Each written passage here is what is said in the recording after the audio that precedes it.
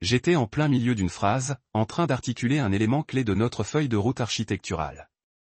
12 cadres supérieurs de Zenith Tech m'observaient, les yeux fixés sur moi, certains hochant la tête, d'autres plissant les yeux vers la diapositive projetée derrière moi, lorsque la tablette devant moi a vibré. Je n'ai pas regardé tout de suite. Des années d'expérience m'ont appris que rien ne fait dérailler un pitch plus vite qu'un coup d'œil à une notification.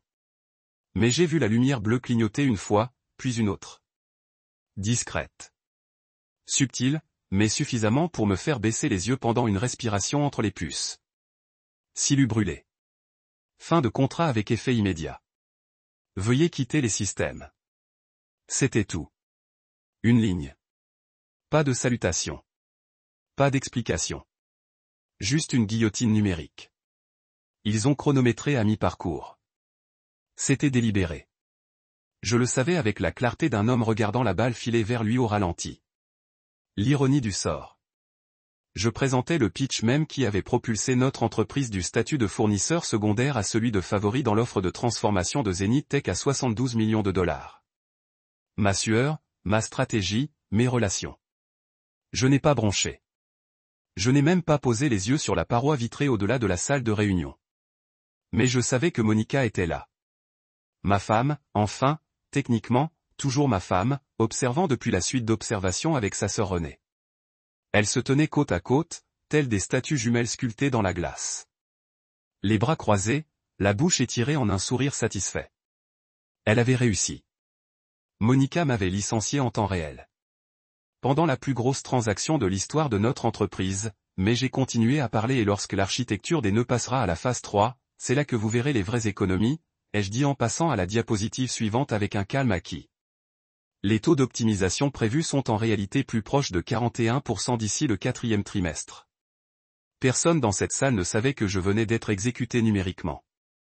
Pas encore. Aucun écran n'avait sonné. Pas de message chuchoté.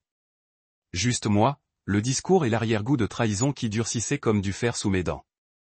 J'ai regardé le directeur financier, Marlon Hiron, un homme vif mais juste, venu de Zurich spécialement pour cette réunion. Il a hoché la tête tandis que je poursuivais. Parfait. Ils étaient toujours avec moi.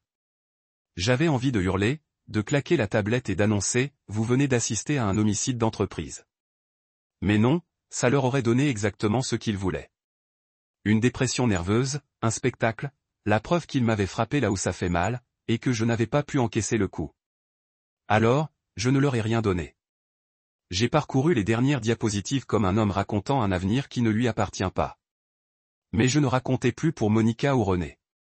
Je m'adressais à la salle, aux personnes importantes, à celles qui se fichaient éperdument de la direction d'Arkid Group. Elles se souciaient de la vision, de la cohérence, des résultats, et j'étais toujours les trois. Alors que je concluais, un léger mouvement dans la salle m'a indiqué que j'avais fait plus que survivre au coup. J'avais réussi. Les dirigeants ont murmuré des remerciements.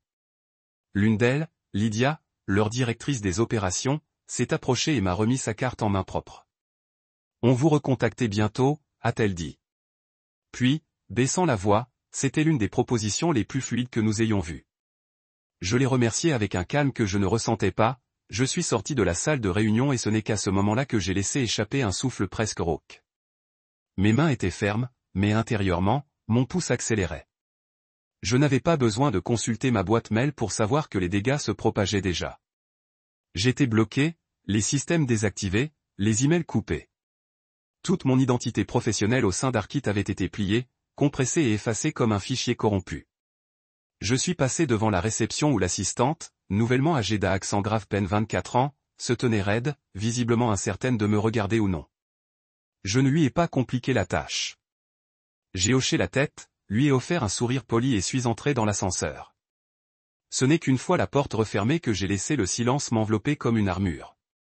Mon reflet me fixait sur les murs en miroir, toujours impeccable dans son costume bleu marine. Taille hocha la tête, le visage calme. Mais ses yeux, eux, brûlaient. L'ascenseur sonna. Le hall. Je sortis sur le sol en marbre, mais pas résonnant comme des signes de ponctuation. L'atrium était plus calme que d'habitude, probablement à l'heure du déjeuner, et cela me convenait parfaitement. Je passai devant le poste de sécurité où personne ne m'arrêta. Pas encore, et sortis dans la lumière du jour. En traversant la place, mon téléphone vibra de nouveau. 3 appels manqués. Tous des postes internes, probablement les RH essayant de gérer l'optique. Peut-être le service juridique, peut-être Monica elle-même. Je les ignorais. Au lieu de cela, j'ouvris mes contacts et fis défiler jusqu'à un nom. Chiloval. J'appuyai sur « Appeler ». Ça sonna 2 fois avant qu'elle ne décroche Silu. C'est arrivé. J'ai dit « Tu es éliminé ». Ils officialisèrent la chose. Milieu du terrain devant Zenith Tech. Silence. Puis, mon Dieu, je ne suis pas en colère, dis-je en m'immobilisant à l'ombre d'un arbre. Mais je ne reste pas immobile non plus. Elle n'en avait pas besoin de plus. Vous voulez que j'active la coque? J'ai hoché la tête comme si elle pouvait me voir. Le pont Atlas est opérationnel aujourd'hui. Sa voix s'est aigrie. Vous avez des actifs à moi. Des systèmes propres que j'ai construits. Des méthodes que je possède. Desmond est au courant. Pas encore. Je vais les chercher. D'accord, dit-elle. Ensuite, on y va. J'ai raccroché, je suis resté immobile un instant, laissant la ville bourdonner autour de moi. Klaxon, pas, le bourdonnement lointain d'un métro souterrain. Rien de tout cela ne m'est parvenu. Je venais d'être licencié par ma femme en public, devant des clients. Ils pensaient avoir mis fin à quelque chose aujourd'hui. Mais ce qu'ils n'avaient pas réalisé, ce qu'ils n'auraient pas pu imaginer, c'est qu'ils n'avaient rien mis fin. Ils ont craqué l'allumette. Et je tenais encore l'essence. Ça n'a pas commencé par une trahison. Pas directement.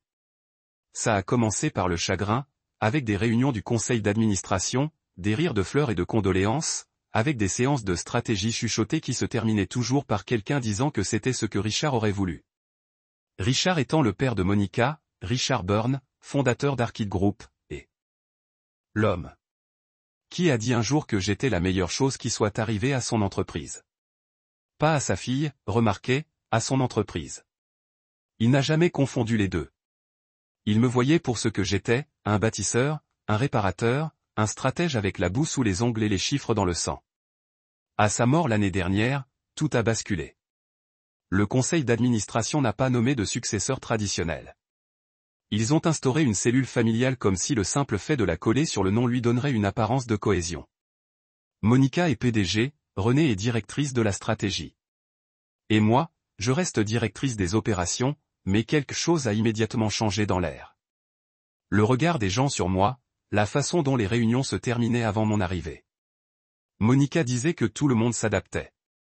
Je la croyais à l'époque. Je croyais à beaucoup de choses. Nous partagions encore le même lit, parlions encore comme des partenaires, évaluions encore les projections trimestrielles en nous brossant les dents. Et pourtant, quand j'y repense aujourd'hui, je vois les signes comme des fissures dans un pare-brise. La façon dont elle a arrêté de m'impliquer dans les premières réunions de développement. La façon dont le nom de René apparaissait sur les dossiers que j'avais rédigés. La façon dont les RH se sont soudainement retrouvés avec des politiques que je n'avais jamais consultées, enfouis dans des dossiers aux eurodatages incohérents. Au début, j'ai cru à un oubli. Peut-être le chaos d'un deuil. Mais un jour, je suis entré dans la salle de conférence pour une réunion de service, et l'ordre du jour avait été modifié, entièrement réécrit. La présentation que j'avais préparée avait disparu, remplacée par quelque chose que René avait concocté. Quand je l'ai remise en question, Monica a souri et m'a dit, « Tu en as trop fait ces derniers temps. On voulait te laisser respirer. » Ce mot, « espace », m'a fait l'effet d'une pierre froide. Je ne voulais pas d'espace. Je voulais du partenariat. Je voulais de la transparence. Mais je n'ai pas discuté. Pas sur le moment. Parce qu'on ne se fait pas la guerre pour un seul signal d'alarme. On attend, on observe. On rassemble des preuves. Alors je les ai regardés découper des morceaux de mon rôle. Pas tous d'un coup. Non, ils étaient plus malins que ça. C'était chirurgical. Ils m'ont saigné à blanc, petit à petit, un service à la fois. Mon accès aux réunions avec les fournisseurs a été temporairement réaffecté. Mon créneau d'intervention au sommet régional de l'innovation a été annulé pour cause de conflit d'horaire. Et puis est arrivé le projet de fusion, Zenith Tech. J'avais monté l'étude de cas de A à Z. 3 ans d'appels téléphoniques, de déjeuners d'affaires, de séances sur tableau blanc et de diagrammes manuscrits pliés dans des dossiers si épais qu'ils nécessitaient 2 mallettes. J'ai posé les bases. J'ai obtenu la réunion de présentation. J'ai rédigé les évaluations des risques et l'indice de rentabilité à la main. Et puis, 2 semaines avant la présentation de la vision au conseil d'administration, Monica m'a pris à part après le dîner et m'a dit « René va leur expliquer la stratégie. C'est plus logique politiquement. » Politiquement, elle l'a dit sur le même ton qu'elle avait utilisé pour annoncer à la gouvernante que nous allions recevoir des invités. Comme une simple question de logistique. Aucune émotion, aucune reconnaissance des heures que j'avais investies, juste une décision prise bien avant que je sois mis au courant. René est monté sur scène lors de cette réunion du conseil d'administration et a présenté mon plan, chaque graphique, chaque scénario, chaque calendrier de développement des phases, mon travail, son nom, et le conseil a applaudi. C'est là que le déclic s'est produit. C'est là que le brouillard s'est dissipé et que j'ai compris clairement. Ce n'était pas un ajustement temporaire. Ce n'était pas une turbulence transitoire. C'était un coup d'état coordonné. Et cela ne venait pas d'un rival extérieur. Cela venait de notre chambre, de conversations chuchotées dans le noir. De Monica allongée à côté de moi le soir, posant sa main sur ma poitrine tout en planifiant mon exécution professionnelle. De René assise en face de moi lors des dîners du dimanche, souriant gentiment tandis qu'elle planifiait comment m'éloigner de ma propre architecture. Je me souviens être rentré dans la maison ce soir-là après la réunion du conseil d'administration, me sentant comme un étranger. Chaque photo au mur se moquait de moi. Chaque souvenir partagé se transformait en un avertissement que je n'avais pas lu assez vite. Je me suis servi un verre de vin, suis resté dans la cuisine et ai contemplé les suspensions au-dessus de l'îlot. Nous les avons choisis ensemble, en discutant du nickel brossé ou du noir mat. Elle voulait de l'élégance. Je voulais de l'audace. Finalement, nous avons trouvé un compromis. Ce soir-là, cependant, elle semblait froide. Monica est descendue, toujours en talons, comme si de rien n'était. Elle m'a embrassé sur la joue, a pris son verre et s'est penchée à côté de moi comme si nous étions 2 époux en train de décompresser. Je me suis tourné vers elle et lui ai demandé doucement, « Pourquoi l'as-tu laissé présenter ?» Elle a cligné des yeux. « Quoi ? La stratégie Zenitech ? Tu as laissé René présenter mon travail. » Je ne l'ai pas laissé faire, dit-elle, les commissures des lèvres se soulevant. Elle était la mieux placée pour le conseil d'administration. Non, Monica, ce n'est pas elle. Elle ne l'a pas écrit.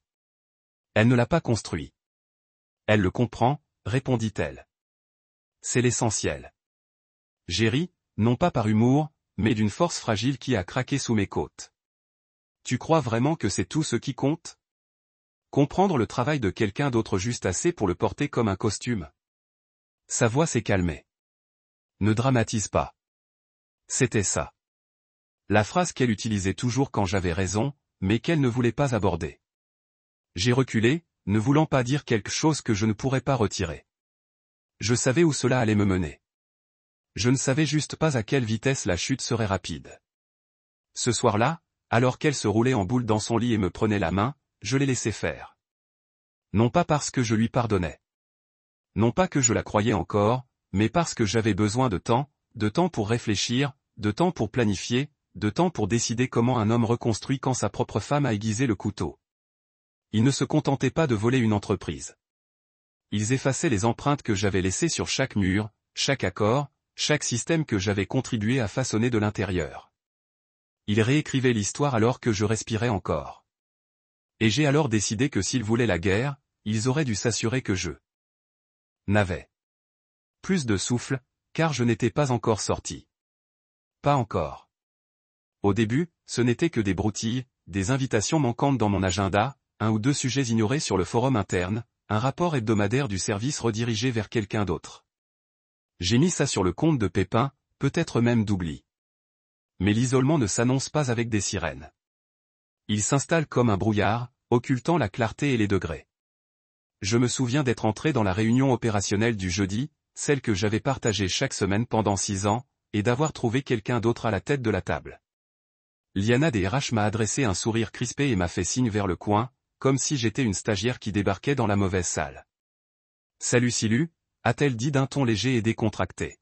« Tu n'as pas reçu le mémo ? Celle-ci est sur invitation seulement. Sur invitation seulement? C'était ma foutue réunion, mais je n'ai pas fait de scène. J'ai reculé, hoché la tête poliment et je suis parti. Je suis resté dans le couloir après, les yeux fixés sur les murs beiges, me demandant quand l'entreprise que j'avais contribué à bâtir était devenue un endroit où il fallait frapper à la porte avant d'entrer. Les emails ont commencé à se tarir la semaine suivante. Ma boîte de réception, autrefois débordante de mises à jour fournisseurs, de brouillons de projets et de notes de brainstorming nocturne, s'est transformée en un désert numérique. Mon nom disparaissait lentement, stratégiquement. Même les jeunes collaborateurs, les analystes que j'avais encadrés, les stagiaires que j'avais embauchés, ont commencé à m'accueillir avec l'énergie prudente de ceux qui se demandent si j'ai encore ma place. Monsieur Byrne, a dit l'un d'eux d'un ton gêné en me bousculant devant la salle de pause. Je ne savais pas que tu étais encore, à cet étage, toujours sur cette planète. J'avais envie de rire, mais je ne l'ai pas fait. Je me suis juste écarté et j'ai laissé passer le gamin. Son badge s'est accroché fièrement pour accompagner. Je me sentais maintenant comme un fantôme à l'intérieur. J'ai tapoté mon propre badge contre la porte de la salle de pause. Le voyant est passé au rouge. Accès refusé. J'ai fixé le capteur comme s'il m'avait personnellement insulté. J'ai réessayé.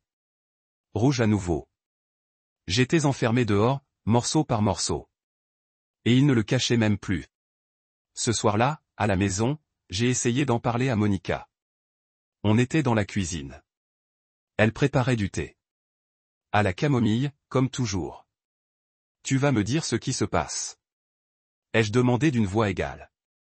Elle ne s'est pas retournée. Que veux-tu dire? Les réunions, les permissions, les emails.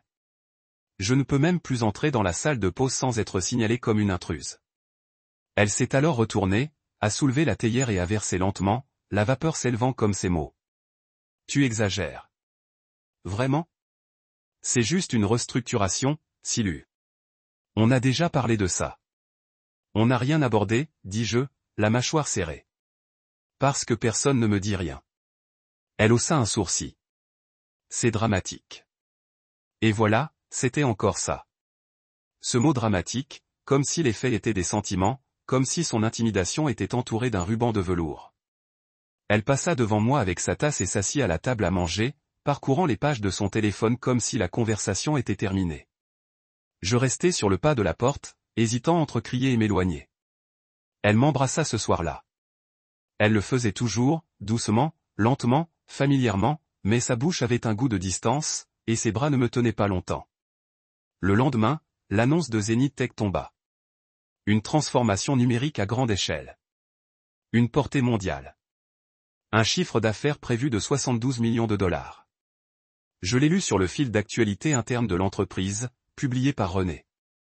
Pas moi. Pas celui qui avait écrit le pitch deck original.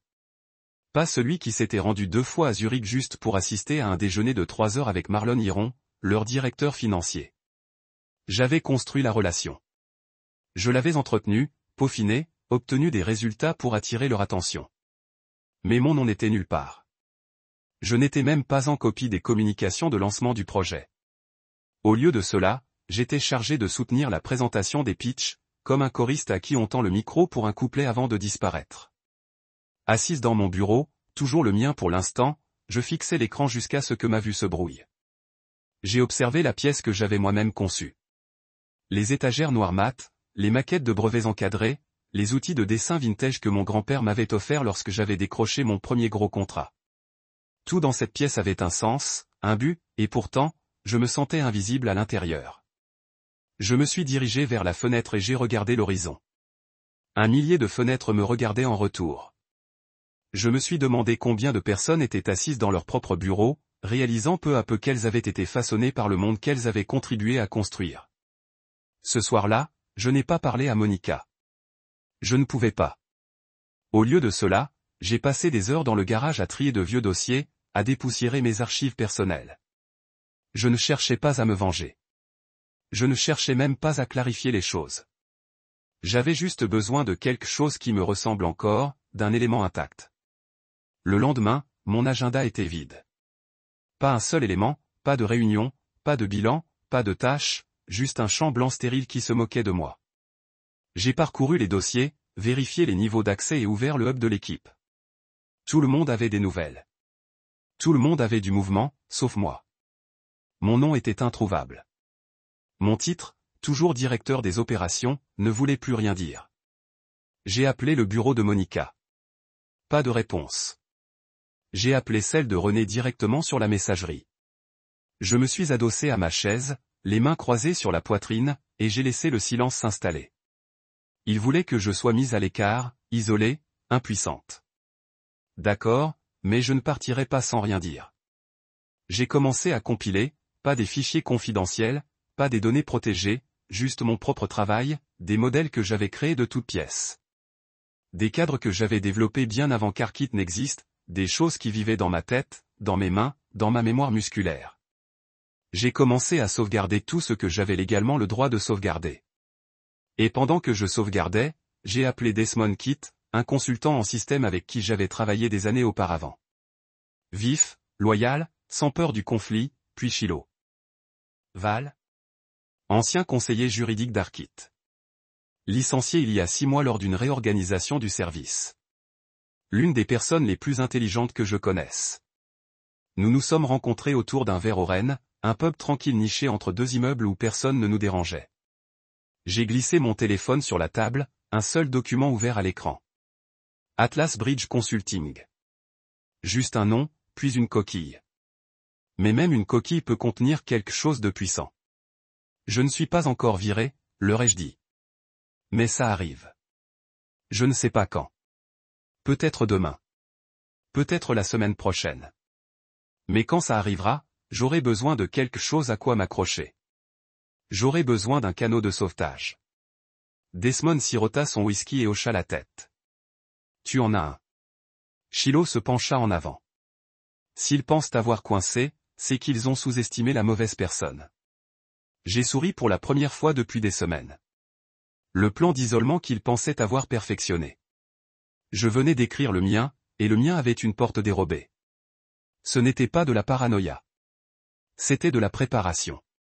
Quand les murs commencent à se resserrer, seul un imbécile attend de voir à quel point la pièce se rétrécit. J'avais passé trop d'années à regarder des entreprises s'effondrer de l'intérieur, à faire comme si tout allait bien jusqu'à ce que le plancher cède. Je n'allais pas être cet homme. Pas quand je savais que le plafond était déjà en train de craquer. Tiens, un nuage de fumée. Quand ils sont finalement venus me chercher, j'ai tout rangé en ordre. Pas une once de propriété intellectuelle, juste l'échafaudage qui faisait de moi ce que je suis. Et puis j'ai commencé les appels.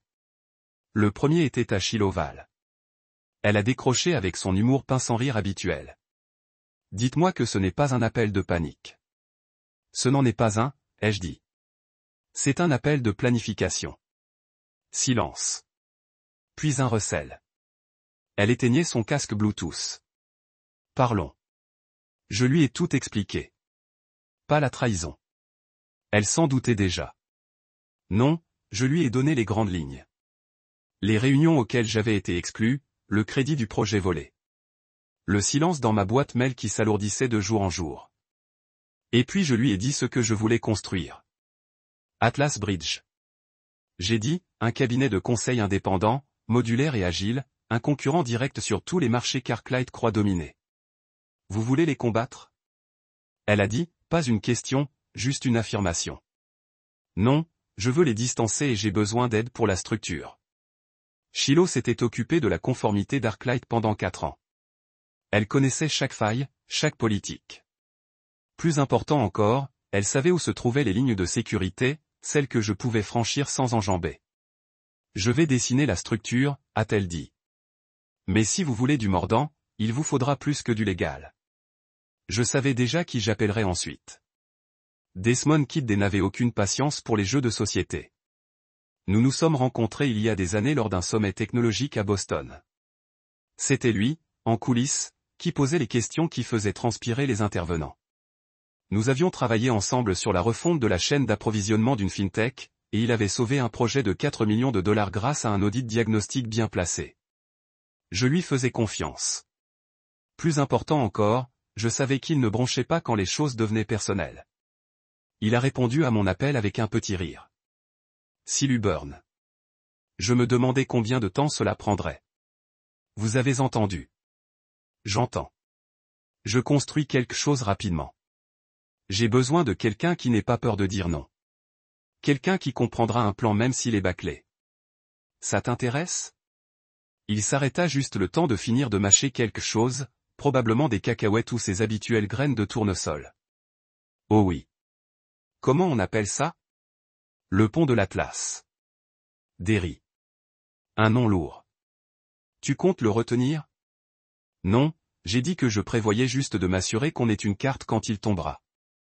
On s'est rencontrés en personne 3 soirs plus tard dans un pub tranquille du centre-ville. Le Rennes, le même endroit que j'avais choisi avec Shiloh. Territoire neutre, faible luminosité, pas de regards extérieurs. J'avais apporté une tablette avec des notes préliminaires, un enregistrement de nom, un projet de déclaration de mission, une liste de secteurs où on pourrait s'implanter. Mais le plus important, c'était la vision. Je ne voulais pas me venger. Je ne voulais pas crier le nom de Monica dans toutes les salles de réunion ni inscrire des poursuites judiciaires dans les communiqués de presse. Ce que je voulais, c'était le contrôle. Je voulais la paix, le pouvoir et un objectif à mes conditions. On ne sera pas un autre cabinet de conseil spécialisé. Je leur ai dit. Nous serons l'équipe que les entreprises appellent. Quand leurs projets sont en feu, quand les systèmes existants tombent en panne, quand les chaînes d'approvisionnement s'engorgent, quand le conseil d'administration veut des solutions pour demain, nous entrons, livrons et repartons. Dé hocha la tête. Tu n'essaies pas d'être Arkit. Tu essaies d'être l'antidote. Exactement. Nous étions assis à cette table d'angle jusqu'à ce que le barman commence à renverser les chaises. Shiloh esquissait structure après structure au dos d'un ticket de caisse. Je désirais des scénarios hypothétiques comme une mitraillette. J'étais assis là, à m'imprégner de tout cela. Plus vivant que je ne l'avais été depuis des mois. Chaque insulte, chaque rejet, chaque porte verrouillée avait mené à ce moment. Un nouveau chemin, une éventualité, certes, mais aussi une déclaration. J'ai quitté le Rennes ce soir-là, le cœur rempli et un verre vide. La silhouette d'Atlas Bridge reposait dans la poche de mon manteau. Ce n'était pas encore une entreprise. Elle n'avait ni bureau, ni client, ni même de site web fonctionnel, mais elle avait une intention. Et l'intention est la graine de toute tempête. De retour à la maison, Monica dormait déjà ou faisait semblant de l'être. Je me suis levé. Je restai longtemps dans l'embrasure de la porte de la chambre, observant sa silhouette s'élever et s'abaisser à chaque respiration. J'essayais de me souvenir de la dernière fois où je l'avais regardée sans calculer ce qu'elle cachait derrière un sourire. Je me déshabillai discrètement, me glissai sous les couvertures et fixai le plafond. Elle se rapprocha de moi dans son sommeil. Un réflexe, une habitude héritée de la version de nous-mêmes d'autrefois. Je ne m'écartai pas. Pas encore. Je n'étais pas prêt pour l'explosion. Pas tant que les fondations de mon prochain coup étaient encore en train d'être coulées. Mais je fis un vœu, là, dans le noir. Quand il viendrait me chercher, et il le ferait, je ne fuirai pas. Je ne broncherai pas. Je me tiendrai debout et je ne serai pas seul. Car Atlas Bridge n'était plus un peut-être. C'était une promesse. Et bientôt, ce serait la réponse à la question qu'il n'avait pas pensé à poser. Que se passe-t-il lorsque l'homme que vous avez tenté d'effacer construit quelque chose de mieux sans vous? La salle de réunion de Zenith Tech sentait l'argent. Eau de colonne subtile, bois poli, air purifié par sa science. Je me tenais devant. De la salle, j'achevais la dernière grande partie de mon pitch. Derrière moi, le projecteur baignait la paroi vitrée de rendu de nœuds automatisés et de modules de distribution optimisés par l'IA. De l'autre côté de la table, 12 cadres m'observaient, certains prenant des notes, d'autres hochant silencieusement la tête aux points clés. Je m'entraînais au timing, au ton, aux transitions. Chaque diapositive visait à démontrer non seulement les compétences, mais aussi la confiance. Ils n'achetaient pas seulement de la technologie. Ils nous achetaient. Ou plutôt, la version d'Arkit en laquelle je croyais. Puis vint le léger bourdonnement sur ma tablette. Une faible vibration. Je ne l'ai pas vérifié tout de suite. J'étais en train d'enchaîner, entre une diapositive et une phrase, un point complexe sur l'évolutivité robotique dans les environnements d'entrepôt. Mais ce bourdonnement était trop délibéré. Comme une épingle tombée dans un auditorium silencieux. Quelque chose me raidit le dos. Je me suis déplacé d'1 centimètre, juste assez pour baisser les yeux. Silu Burn. Fin de contrat avec effet immédiat. Veuillez quitter les systèmes. Une seule ligne. Aucune ponctuation. Aucun contexte. Juste une condamnation à mort tapée dans une barre de notification. Ils l'ont fait. À mi-parcours. Monica et René ont chronométré le tout à la seconde près. Ni après, ni avant. Elle voulait que ça frappe pendant, pour me surprendre entre deux pensées et me déstabiliser devant les dirigeants que j'avais réunis. Une balle numérique a tiré proprement et discrètement, espérant percer la partie de moi qui comptait le plus, la réputation. J'ai levé les yeux. Marlon Hiron, le directeur financier de Zenith Tech, m'observait d'un œil perçant et évaluateur. Il n'avait aucune idée de ce qui venait de se passer. Aucun d'eux n'en avait la moindre idée. Et je n'allais pas laisser Monica et René avoir le plaisir de me voir craquer. J'ai cliqué sur la diapositive suivante. Alors que nous entrons dans la phase d'intégration, j'ai dit, voix fluide comme toujours, vous verrez que nous avons conçu des pistes parallèles pour la modélisation de l'IA et la migration des données héritées. C'est là que la véritable efficacité se révèle. Pas de bégaiement, pas de pause. Derrière la vitre, je les ai vus. Monica dans son blazer blanc, les bras croisés, les lèvres pincées comme si elle retenait un rire. À côté d'elle se tenait René, hochant légèrement la tête comme si elle se félicitait. Ils observaient depuis la galerie, à l'abri derrière une vitre teintée, attendant la chute. J'ai continué. À chaque minute où je parlais, je le ressentais. Le poids de mon nom effacé des systèmes ArcLight. Compte de messagerie verrouillé, accès révoqué, calendriers effacés, fichiers détachés de leurs propriétaires, une purge d'identité complète pendant que je présentais un avenir auquel je n'avais plus le droit de participer. Arrivé à la dernière diapositive, j'ai donné un dernier coup de fouet. La transformation, ai-je dit, ne se résume pas au code ou aux plateformes. C'est une question de confiance, d'humain. Ce dans quoi on investit, ce dans quoi on devrait investir, c'est un processus qui ne se contente pas de s'adapter au changement, il le guide. Marlin s'est adossé. Un autre cadre a murmuré quelque chose à son collègue. Des murmures bien sentis. Des murmures impressionnés. J'ai éteint le projecteur. La salle a applaudi doucement. J'ai serré des mains, souri, regardé dans les yeux tous ceux qui ont hoché la tête ou présenté leur carte de visite. En me retournant pour partir, je n'ai même pas jeté un nouveau coup d'œil vers la paroi vitrée. Je n'en avais pas besoin. Je les sentais derrière, jubilants. Dehors, je suis arrivé à l'ascenseur avant que mon téléphone ne sonne. 3 appels manqués. 2 des lumières internes d'ArcLight. 1 de Monica. Je les ai laissés sonner. Lorsque les portes de l'ascenseur se sont refermées, j'ai enfin poussé un long soupir. Non pas que j'étais contrarié. Non, j'avais déjà fait le deuil de cette trahison. C'était autre chose, quelque chose de plus pur. La fermeture d'une porte que je n'avais pas choisi de fermer. Mais après avoir construit un couloir, j'ai traversé le hall comme un homme quittant un hôtel. Pas un travail.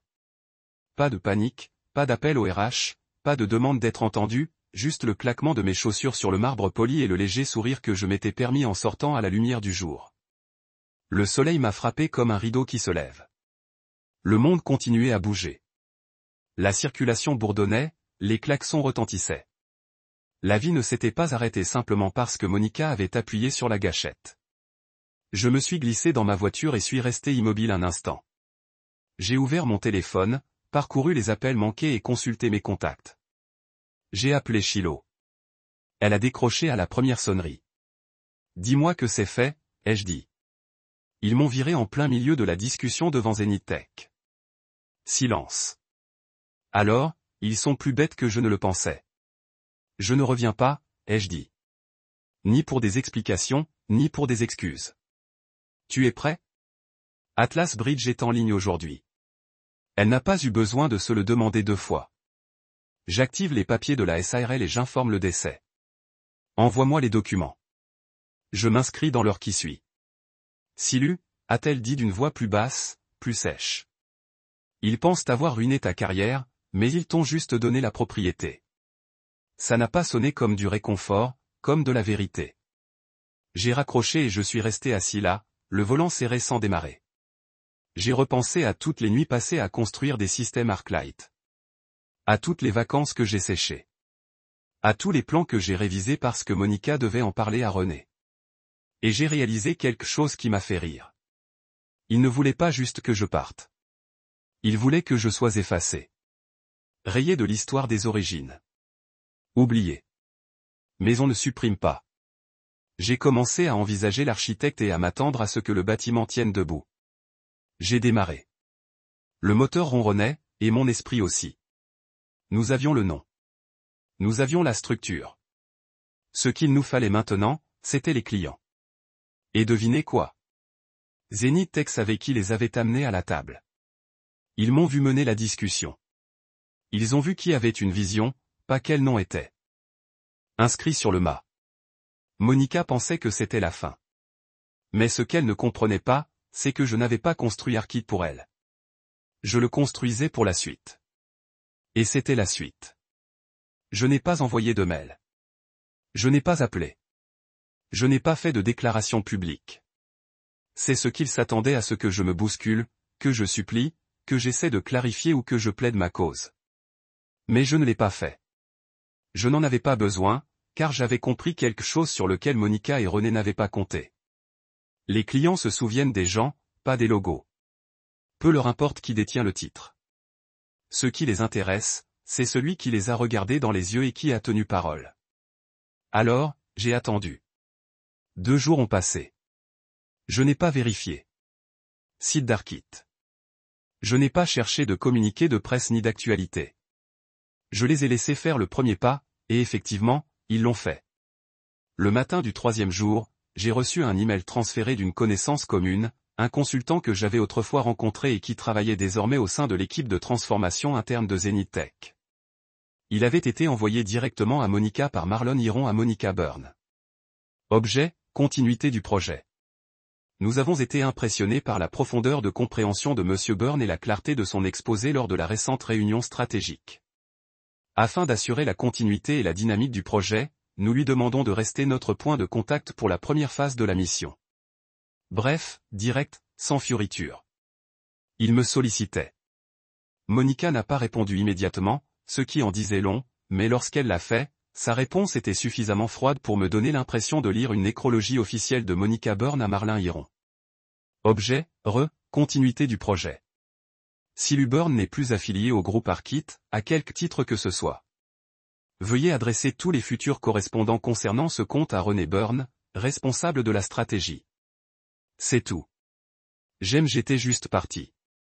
Supprimé. La réponse de Marlon est venue rapidement moins de 2 heures plus tard. Défaire Marlon à Monica Byrne. Continuité du projet de sujet. Dans ce cas, nous mettons la proposition de projet en cours en attente jusqu'à nouvel ordre. Veuillez considérer tous les livrables exceptionnels en pause. Je me suis assis là dans mon appartement en lisant ces mots encore et je l'admets. J'ai souri. Pas parce que je voulais que Arkit souffre. Pas parce que je voulais gagner une petite guerre. J'ai souri parce que pour une fois, le silence avait parlé plus fort que l'indignation ne pouvait jamais. Je n'avais pas besoin de tordre des couteaux. La vérité l'a fait pour moi. Cet après-midi, j'ai ouvert mon ordinateur portable et rédigé un court message. Pas de pitch, pas de promesse, juste un fil, mince, propre et réel de Silu Byrne offert Marlon. Sujet, continuité du projet. Marlon, j'apprécie les aimables paroles partagées avec Monica. Si je peux jamais vous soutenir ou votre équipe via Atlas Bridge Consulting, n'hésitez pas à vous contacter.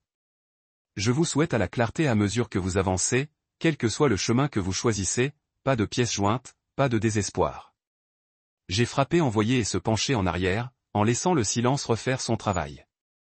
3 heures plus tard, une notification clignait des yeux dans le coin de mon écran. Demande de réunion. Expéditeur Marlon Hiron. Sujet, appel d'exploration du pont Atlas. Date, vendredi 10h heure standard de l'Est. C'était ça. Je n'ai pas célébré. Pas encore. Je n'ai pas versé de whisky ni de SMS Desmond et Shiloh avec des feux d'artifice et des émojis. J'ai juste regardé l'invitation comme si c'était un ch. L'histoire aimable se balance et j'ai repensé à chaque instant que Monica m'a rejeté avec un sourire.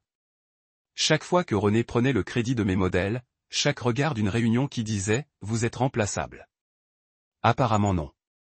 Le vendredi est venu, je n'ai pas porté de costume. Je ne me suis pas assis à une table de conférence avec un logo d'entreprise derrière moi. Je me suis assis au petit bureau dans le coin de mon appartement, celui par la fenêtre avec une vue de l'horizon, et j'ai cliqué sur l'appel vidéo aussi calmement que si nous rattrapions le café. Marlin apparut à l'écran, lié, les manches de chemise roulées. Il ressemblait à un homme qui venait de sortir d'une réunion du conseil d'administration pleine de fumée. « Silis » a-t-il dit. « Merci d'avoir pris l'appel. » Bien sûr, nous n'avons pas parlé d'Arkit. Pas au début. Nous avons parlé de continuité, de portée, de délai. Ensuite, nous avons parlé de leadership, de la façon dont les entreprises dérivent lorsque les mauvaises personnes essaient de diriger la bonne vision. Vous avez construit la confiance, a-t-il dit. Cela ne disparaît pas parce que quelqu'un de nouveau revendique votre siège. J'ai hoché la tête mais je n'ai pas répondu. Laissez-le parler. La vérité est, a-t-il poursuivi, le conseil d'administration n'est pas convaincu de vos remplaçants. Nous aimons les lignes épurées. Vous, votre livraison, votre logique. C'était clair. René a envoyé un suivi, mais c'était comme quelqu'un qui avait mémorisé un script qu'elle n'a pas écrit. Elle ne l'a pas fait, dis-je simplement. Il sourit. Je ne le pensais pas. Il y a eu une pause. Alors, que fait réellement Atlas Bridge? Il a demandé. Je lui ai dit. Pas avec les graphiques. Pas avec un diaporama. Je lui ai dit avec la langue. J'ai expliqué le modèle. Petite équipe, agile déploiement, vérité sur le vernis. Nous n'impressions pas par le jargon. Nous nous présentons, posons les bonnes questions, puis y répondons. J'ai parlé de notre mise en œuvre en 3 phases sur la façon dont nous les sauverions de 6 semaines d'intégration sans sacrifier la précision. Quand j'ai fini, Marlin s'est assis et a expiré. Vous avez mon vote, mais je dois faire appel à 2 autres réalisateurs. Votre équipe est-elle prête? J'ai regardé mes notes. Atlas n'était plus une équipe squelette. Shiloh mettait en place notre épine dorsale légale. Desmond mappait déjà des outils d'intégration et des crochets de fournisseurs. Nous avions une infrastructure. Ce n'était pas joli, mais c'était réel. Nous sommes prêts. Bien, a-t-il dit, parce que je pense qu'Arkit vient de réaliser ce qu'ils ont perdu. Il a terminé l'appel avec un petit rire et un geste de poignée de main avant que l'écran ne devienne sombre. Je n'ai pas bougé pendant longtemps. Juste assis là à regarder la ville pendant que le vent frappe doucement contre le verre. Atlas Bridge n'était plus un fantasme. Il avait son premier client, et ce client nous avait choisi non pas parce que nous étions le plus grand, non pas parce que nous étions les plus bruyants, mais parce que tout le reste ressemblait à Spin, nous étions les seuls à parler directement. 7. Nuit-là, j'ai finalement appelé Desmond. Il a repris le premier ring. Dites-moi que cela se produit. Ça se passe. Réunion de Zenith Tech vendredi. Nous sommes en mouvement. Il laissa échapper un coup de sifflet lent. Merde, Silu.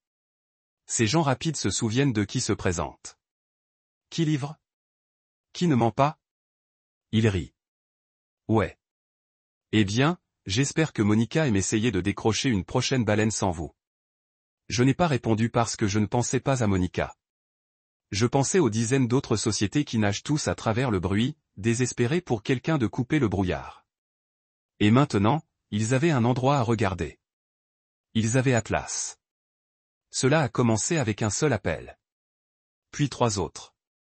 Puis une demande de calendrier sans ligne d'objet et sans signature. Juste un nom que j'ai reconnu et fait confiance. À la fin de la semaine, Atlas Bridge n'était plus seulement un concept. Il était opérationnel, à peine tenu ensemble par l'adrénaline, les matins précoces et les appels de minuit, mais il bougeait vivant. Zenith Tech ne voulait pas seulement de moi. Ils m'ont suivi et ils ont fait compagnie. 3 jours après notre réunion, ils ont signé non seulement une poignée de main, pas seulement un oui verbal, mais un contrat signé complet, nommant Atlas Bridge comme partenaire de transformation. Portée verrouillée, phase définie. Le premier paiement traité, puis est venue la surprise. Il ne venait pas seul. Nous mettons 2 partenaires à la table, m'a dit Marlon lors d'un appel de suivi. Notre affilié logistique, Depcore est l'un de nos sous-réseaux dans l'espace européen FinTech. Ils ont gagné. Cela signifiait 2 autres clients potentiels, tous 2 connectés, tous 2 regardant ce que nous faisons ensuite. Je n'ai pas clignoté. Eh bien, prenez soin d'eux, ai-je dit, imaginant déjà la rampe de dotation, les chronologies de sprint, le chaos d'intégration à venir. Mon cœur battait, non pas par peur, mais du feu. J'ai appelé Desmond ensuite. Il n'a pas répondu. Il n'a jamais répondu lors des constructions technologiques. Mais une minute plus tard, un message est apparu. Donnez-moi 72 heures et pas de distraction. L'Atlas back-end sera hermétique. Shiloh bouclé peu de temps après. Nous devons nous inscrire dans 2 nouvelles juridictions si nous sommes à bord aussi rapidement. Vous êtes prêts pour ça? Je lui ai dit la vérité. Non, mais nous le faisons quand même. Nous avions des clients maintenant. Nous avions des attentes. Et pendant ce temps, Arkit, il brûlait de l'intérieur. Et ils n'ont même pas encore senti la fumée. L'effet d'entraînement a commencé tranquillement. Un analyste que j'avais l'habitude de mentor, Jordan Kim, m'a envoyé un message LinkedIn qui disait « Vous ne méritez pas cela. Je voulais juste que vous sachiez. » Puis aussi si Atlas embauche, il n'était pas seul. Un autre est venu le lendemain. Puis 3, alors 4. Aucun d'entre eux n'a été dramatique. Arkit, j'ai entendu à travers la vigne via des contacts de vieux vendeurs, d'anciens collègues, des gens qui n'avaient pas tourné contre moi que Monica se précipitait. René avait réécrit l'intégralité du jeu de stratégie client, mais aucune des nouvelles langues ne correspondait au système que j'avais construit. Ils essayaient de présenter la modernité avec un équipage squelettique et des outils périmés. Un client s'est retiré. Puis un autre a demandé une pause dans la planification. C'est là que la lettre légale est arrivée. Livrée par courrier. Enveloppe marquée confidentielle. C'était du conseil interne d'Arclight. La posture habituelle, un cesser et s'abstenir, affirme que j'avais violé un langage non concrétisé, partagé des cadres internes et contraint des clients actifs contraints. Je n'ai pas paniqué. J'ai appelé Shiloh. Elle m'a rencontré au centre-ville ce soir-là sur le même stand calme que nous avions utilisé auparavant. Elle ne portait aucun maquillage, son expression plate et calme. Elle a lu la lettre une fois, puis 2 fois. Puis elle a ri. Silu, vous avez écrit leur politique de consultant, a-t-elle dit, en tapant la clause finale du contrat que j'aurais écrit il y a 2 ans. Votre nom est littéralement dans le journal de révision. Elle a renversé le papier vers moi, pointant une section mise en évidence. Cette politique exclut les entreprises de conseil indépendantes engagées après le chômage, à condition que les aventures utilisent des cadres d'origine et ne s'inspirent pas des données internes protégées ou propriétaires. Shiloh se pencha en arrière. Vous avez construit la clause d'évasion avant même que vous en ayez besoin. Je n'ai rien dit pendant un moment. J'ai juste regardé les griffes, stupéfait par la propreté de la propreté. Comme c'est simple. J'avais écrit. Shiloh a glissé la lettre dans son enveloppe et l'a mis de côté. Nous enverrons une réponse. Bref professionnel. S'ils poussent plus fort, je vais les enterrer avec une documentation. Croyez-moi, je l'ai fait. Le lundi suivant, l'équipe juridique de Deepcore a tendu la main. Ils voulaient aller de l'avant avec Atlas. Leur message était court. Nous avons examiné la situation Arkit. Aucun problème de notre côté. Veuillez continuer. 2 jours après cela, nous avions 4 clients pour des contrats, des livrables complets. Notre feuille de route n'était plus théorique. Il était chargé et roulant.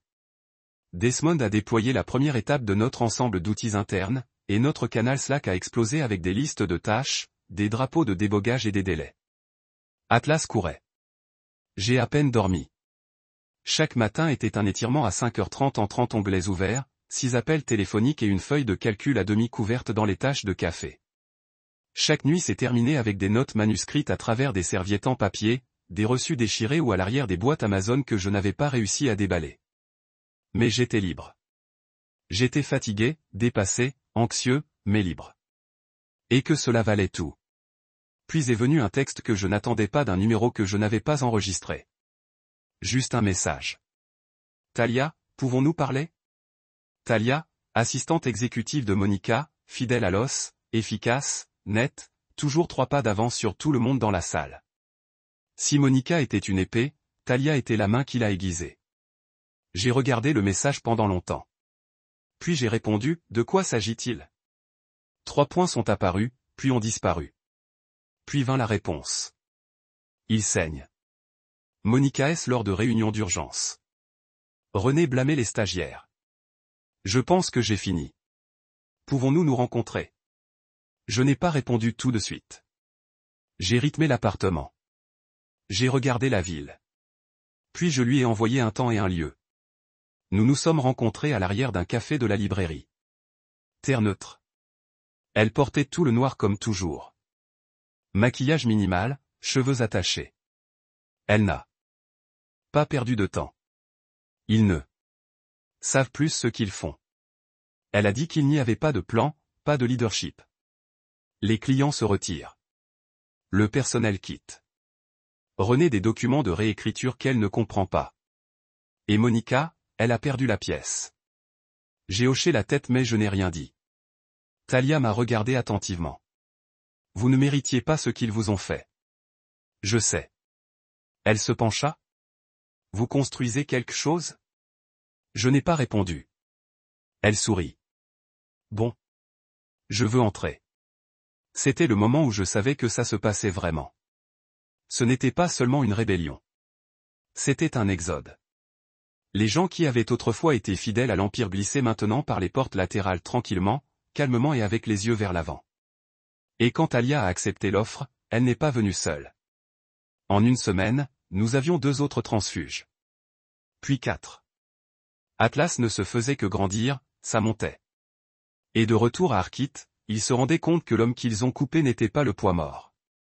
Il était la colonne vertébrale. Et sans lui, le corps s'effondre. C'était poétique, vraiment, comment les choses se sont bouclées sans que personne n'ait besoin de le dire. Une grande chaîne de commerce électronique était à la recherche d'un partenaire de transformation numérique à grande échelle et la date de pitch a atterri un jeudi. Le même jour de la semaine, Monica a l'habitude d'accueillir des synchronisations de leadership dans le salon exécutif. Le même jour, elle a annoncé au conseil d'administration que je passerais à un nouveau rôle l'automne dernier comme si la trahison était un détour poli. Ce jeudi, ce n'était pas Arquite qui n'appelait les coups de feu. Les 2 entreprises figuraient sur la liste restreinte. Arclight Group, s'accrochant au poids de son nom, et Atlas Bridge Consulting, l'équipe qu'ils ont essayé de couper entièrement du cadre. Le client était Morningside, un détaillant en ligne qui avait explosé au cours des 3 dernières années. Il ne cherchait pas du flash. Il voulait l'exécution, la simplicité, la clarté et après un processus de vérification exténuant à 3 rounds, seules 2 entreprises sont restées. J'ai reçu l'email tard dimanche soir. Pitch final prévu le jeudi, 1 heure, la session de stratégie en direct et les questions-réponses. N'apportez pas plus de 3 membres de l'équipe. Bonne chance. J'ai regardé l'écran et je n'ai rien ressenti. Pas de nerfs, pas d'adrénaline, juste de concentration. Shiloh était déjà bouclé dans le fil. Sa réponse est venue 2 minutes plus tard. Je préparerai la cartographie des scénarios juridiques. Vous dirigez. Desmond a ignoré le fil, mais m'a envoyé un texte à la place. Nous les fumions ou nous rentrons chez nous. Allons-y. Nous nous sommes rencontrés mercredi soir pour répéter. Pas dans une salle de conférence, pas trop de collation avec la traite, mais dans l'arrière-salle d'un espace de co-travail que nous louions à l'heure. Chaise pliante, une planche effaçante à sec avec un marqueur cassé. Les murs bourdonnaient de Wi-Fi et d'ambition brute. C'était tout ce dont nous avions besoin. Nous avons traversé nos angles. Desmond sur la modélisation des infrastructures, Shiloh sur les lacunes de conformité et moi. Je suis resté au problème humain. La chose que la plupart des entreprises ont oubliée. Ils n'achètent pas de système. J'ai dit, marqueur à la main, esquissant une pyramide brute de besoins. Ils achètent une salle de respiration. Ils veulent savoir que lorsque le Black Friday frappe, leur serveur ne meurt pas et que leur équipe de service client ne s'effondre pas. Nous en parlons. Shiloh hocha la tête. Moins de technologie, plus d'impact. Desmond se pencha en arrière et fissa ses jointures. Pas de mots à la mode, pas de perturbation. Nous entrons comme nous avons déjà les clés. Jeudi matin est arrivé croustillant et froid. Le genre de matinée qui rend votre souffle visible et votre pouls est assis droit. Nous nous sommes rencontrés à l'extérieur du siège de Morningside. Un bâtiment en verre propre avec juste assez d'austérité d'entreprise pour vous rappeler que le budget était réel. Et c'est à ce moment-là que je les ai vus, Monica et René montant les marches en étape de verrouillage avec 3 directeurs d'Arclight en remorque. Les gens que j'avais l'habitude de se présenter personnellement. Des gens qui s'appuyaient autrefois sur mes decks de stratégie comme l'Évangile. René nous a vus en premier. Elle a échoué juste un demi-pas mais n'a pas parlé. Monica a continué à marcher, mais elle jeta un coup d'œil sur le côté. Pendant une seconde, juste une seconde. Nos yeux se sont rencontrés. Pas de vague, pas de signe de tête, rien. Elle s'est détournée comme si j'étais juste un autre étranger dans la rue. Laissez-la. Ils sont entrés en premier, escortés par la tête du projet interne du client, un gars propre dans un pull bordeaux et des lunettes de coquille de tortue. Ils ont disparu dans la salle de présentation pendant que nous attendions dans le salon latéral, sirotant des gobelets en papier et vérifier nos documents. Nous pouvions les entendre. Leurs voix ont étouffé à travers les murs. Les modèles de discours coupés de René atterrissant trop vite, trop répétés. Monica sortant avec cette salle de conférence familière calme, la voix de l'autorité sans substance. Je pouvais entendre la chaise se déplacer. Quelqu'un s'éclaircit la gorge. Personne n'a ri.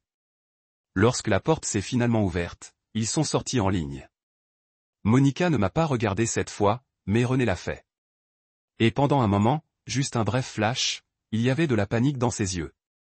Le genre qui vient lorsque vous réalisez que vous venez de jouer pour un public qui n'a pas applaudi.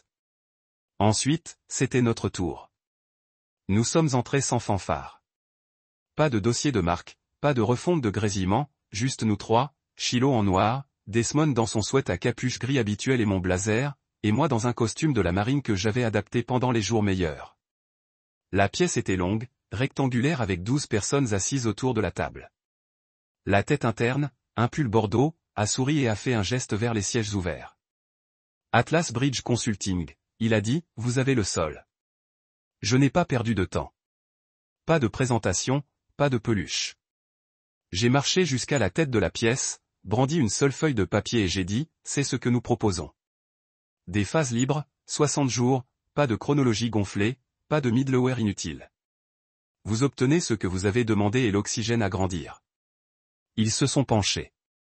Desmond s'est intensifié ensuite, esquissant un diagramme en direct sur leur smartboard, un élégant déploiement modulaire avec des protections de basculement et une flexibilité des données qui avaient réellement un sens. Chilo a suivi en anticipant des questions de conformité avant même de lui poser. Elle avait une impression prête à décrire chaque angle mort contractuel qu'il n'avait pas mentionné, mais qui se souciait absolument. Ce n'était pas flashy. C'était réel. Au moment où nous nous sommes terminés, la pièce était silencieuse dans cette bonne manière. Le genre où les gens ne savent pas quoi demander parce que vous leur avez déjà donné les réponses. Nous les avons remerciés, avons remis un résumé à une seule page, pas une brochure épaisse, et nous sommes sortis. Pas de discours de victoire, pas de jambes de force. Nous sommes sortis de la même manière que nous sommes entrés, nettoyés, mesurés et prêts. 3 jours plus tard, l'appel est venu. Pull bordeaux, maintenant vêtu d'une armure commerciale complète. Monsieur Byrne, a-t-il dit. Nous avons pris notre décision. Je n'ai pas parlé. J'ai juste attendu. Vous êtes embauché, a-t-il dit. Vote unanime. J'ai expiré à travers un sourire. Appréciez la confiance, dis-je. Mais ce que je voulais dire, c'était ça. Vous avez fait le bon choix car à la fin, Monica et René sont entrés dans ce terrain en essayant de jouer comme des leaders. Nous sommes entrés déjà en tête. Le texte est venu juste après minuit. Une ligne. Talia, il saigne. Monica tient des réunions d'urgence. René blâmait les stagiaires. Pouvons-nous nous rencontrer? Je l'ai lu 2 fois, puis j'ai regardé le plafond de mon appartement, éclairé uniquement par la lueur de mon téléphone. Je pouvais déjà imaginer la scène. Monica rythme comme une reine sans sa couronne. René pointant des doigts avec une main tremblante. Les réalisateurs murmurant dans les coins tandis que le personnel junior se glissa tôt et que les recruteurs se sont glissés tranquillement. Le chaos commence toujours au centre, puis il se propage vers l'extérieur, avalant tout construit sur l'illusion. J'ai répondu sans hésitation. Demain 19h Crescent et patio arrière en pin. Le lendemain, c'est déplacé en rythme lent. J'ai examiné les contrats, signé la phase 2 des côtés du matin à bord de l'embarquement, répondu à 3 messages clients et ignoré un appel d'un numéro bloqué. Je n'avais pas besoin de deviner qui c'était. Je ne me souciais pas d'entendre les excuses, l'avertissement ou l'accusation que Monica avait finalement élaboré le culot pour essayer. À 6h45, je suis arrivé au restaurant, un endroit calme italien que j'aimais avant qu'il ne devienne le Go-To spot for ArcLight Executive Dinner. Le personnel se souvenait encore de moi, ce qui a aidé. Ils nous ont donné le patio privé sans aucun doute. Les feux de corde au-dessus, le jazz doux fredonnant à travers des haut-parleurs. L'air d'automne est juste assez refroidi pour se sentir tranchant sans devenir cruel. Talia est arrivée à l'heure. Pas de maquillage, les cheveux tirés en arrière, vêtue de gris foncé comme quelqu'un entre les funérailles. Elle s'est assise sans parler, a tiré un dossier de son sac et l'a glissé à travers la table. Tout s'effondre, dit-elle catégoriquement. J'ai ouvert le dossier. Il était emballé. Détroit du projet, terminaison des clients, démission RH, 3 mémos internes marqués urgents. Je n'ai pas tout lu. Je n'ai pas eu à le faire. La page qui a attiré mon attention était un fil de mail entre Monica et le conseil d'administration. Monica Byrne. Les systèmes ne fonctionnent pas comme prévu. Les cadres hérités sont mal alignés par de nouveaux déploiements. René aborde les problèmes de compatibilité de l'architecture. Et puis membre du conseil d'administration, ces systèmes n'étaient-ils pas conçus par Celsius Byrne? Qu'est-ce qui a changé? J'ai levé les yeux vers Talia. Ils ne peuvent pas répondre à cela. Elle a dit, parce que personne ne le sait vraiment. Vous n'avez pas tout documenté. Du moins pas d'une manière qu'ils ont compris. René a essayé de recréer vos cadres, mais ces révisions sont pleines de contradictions. Il l'appelle un conflit de versions, mais c'est juste des entreprises qui parlent. Nous l'avons cassé et nous ne savons pas comment le réparer. J'ai hoché la tête lentement, puis fermé le dossier. À quel point est-ce mauvais? Elle soupira. L'un des réalisateurs a déclaré, la seule chose qui maintient Arkit ensemble était le déni. Les clients demandent pourquoi les chefs de projet ne peuvent pas expliquer les workflows de base. Les stagiaires sont des entrepreneurs en formation. Les vendeurs se retirent. Je ne me réjouis pas. Je ne m'attendais pas. J'ai écouté parce que rien de tout cela ne m'a surpris. Elle a dit. Chasser de l'argent. Je poursuis l'air, la salle de manœuvre, quelque part, je n'ai pas à mentir juste pour garder mon travail. Cela a frappé quelque chose en moi parce que c'est ce que le pont Atlas était devenu. Un endroit où les gens pouvaient respirer à nouveau, où ils n'avaient pas à jouer pour être vus. Tu seras la 3e embauche à temps plein, j'ai dit. Citant des raisons personnelles. Atlas Bride, nous avons ajusté rapidement. Shiloh a mis à jour les contrats. Nous avons créé un kit intégral complet en 48 heures juste pour suivre les talents entrants et les clients l'ont remarqué. Morningseed a augmenté la portée. Depcor a ajouté une 2e ligne de projet. Une entreprise de logistique canadienne a contacté pour demander une consultation après avoir entendu comment vous avez stabilisé le cœur de Zenith Tech. Ce n'était pas du marketing. C'était le bouche à oreille. Pendant ce temps, les nouvelles sur ArcLight ont coulé. Un communiqué de presse silencieux. Le PDG, Monica Byrne, a démissionné en invoquant le stress en matière de réévaluation de la santé. Aucune interview, pas de plan de transition. J'ai entendu un ancien réalisateur hors du dossier que le conseil d'administration a demandé à Monica de démissionner. Ils avaient besoin d'un bouc émissaire et elle ne l'a pas combattu. Elle avait l'air fatiguée.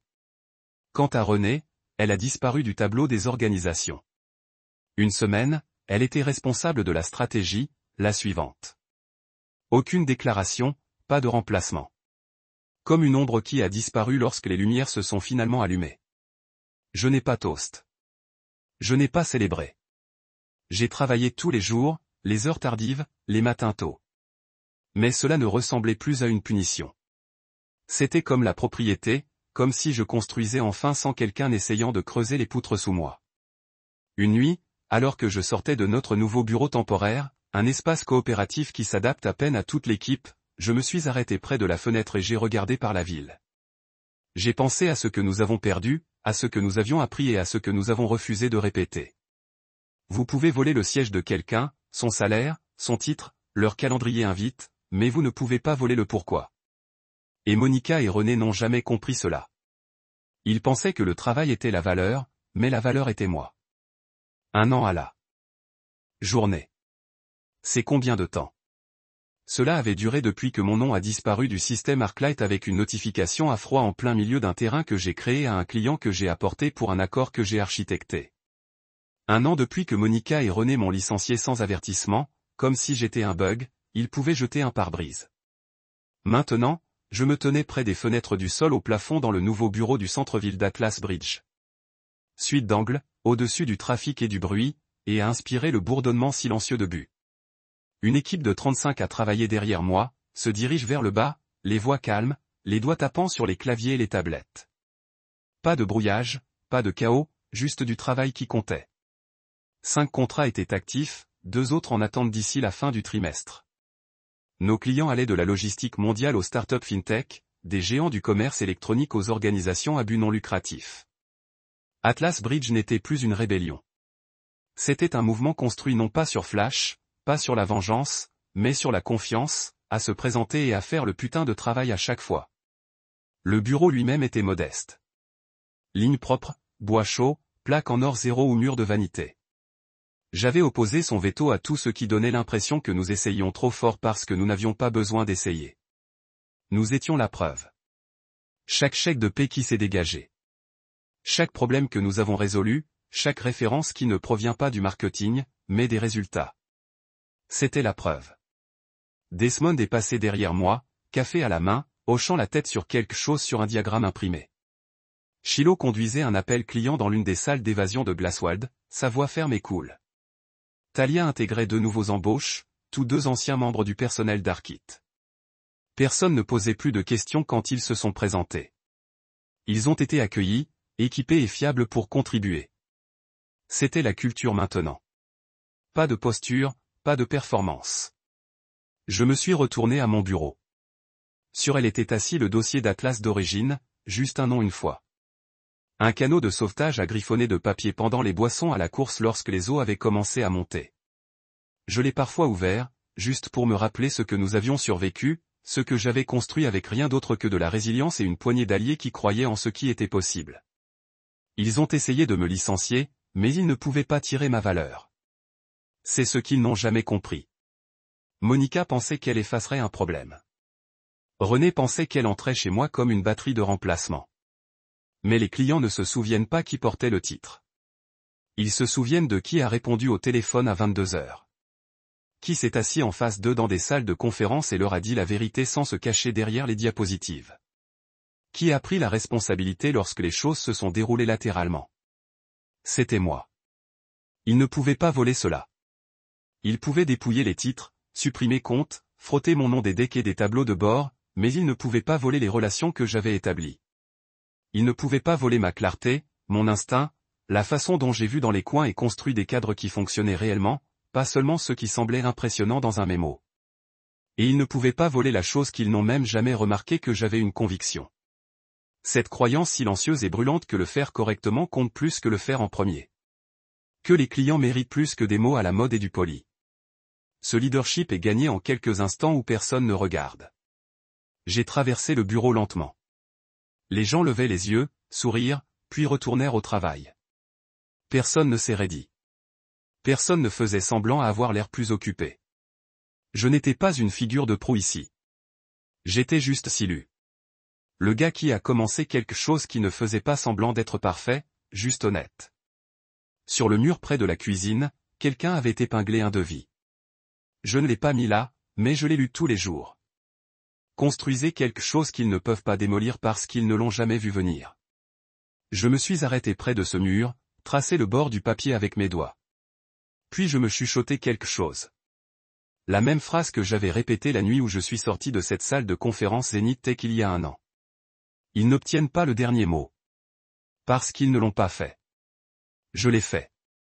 Grâce à chaque contrat que nous avons signé, à chaque personne que nous avons embauchée, à chaque entreprise qui appelait parce qu'elle était fatiguée d'être vendue et voulait finalement quelqu'un qui construiserait pour eux, pas seulement à lui. Ce n'était pas une vengeance. C'était un héritage. Et c'était à moi maintenant.